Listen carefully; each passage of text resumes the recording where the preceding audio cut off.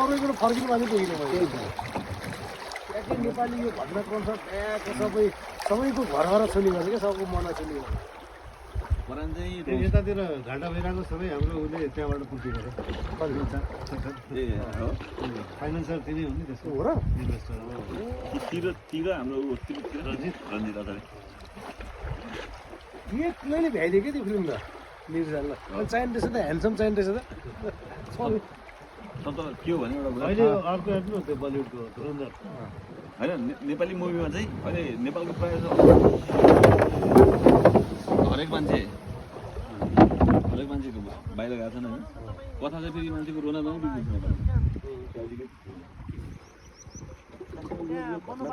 मदन कृष्णको जीवन सम्बन्ध छ नि फर्केर हुन्छ छोरो अब